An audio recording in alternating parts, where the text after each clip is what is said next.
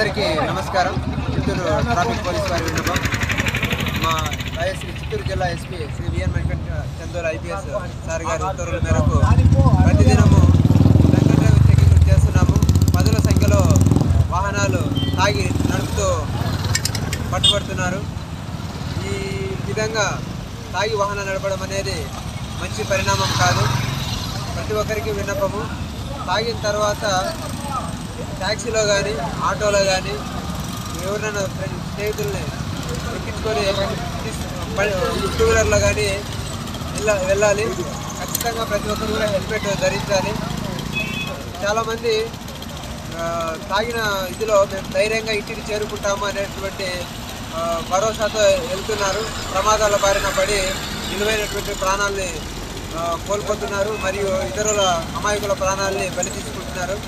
కాబట్టి చర్యలు తీసుకొని అందరినీ డ్రంక్ అండ్ డ్రైవ్ కేసులో బుక్ చేసి కోర్టులో హాజరుపరుస్తాము. ఒక్కొక్కరికి 10,000 రూపాయలు, మొదటిసారి పట్టుబడితే 10,000 రూపాయలు, రెండోసారి పట్టుబడితే 15,000 రూపాయలు, మొదటిసారికి అయితే 6 నెలలు జైలు శిక్ష, రెండోసారికి అయితే 3 సంవత్సరాలు జైలు శిక్ష.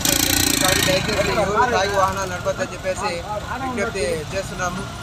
కొన్ని వెహికల్ చెకింగ్ చేసే సందర్భంలో కొంత వాహనాలను ఆపి చెక్ చేసే క్రమంలో పబ్లిక్ కూడా కొంత అసౌకర్యం కలగచ్చు. కానీ మంచి ఉద్దేశంతో చేస్తున్నాము. కాబట్టి సామాన్యులు కూడా సహృదయంతో అర్థం చేసుకొని మాకు సహకరించాలని చెప్పేసి విజ్ఞప్తి చేస్తున్నాము.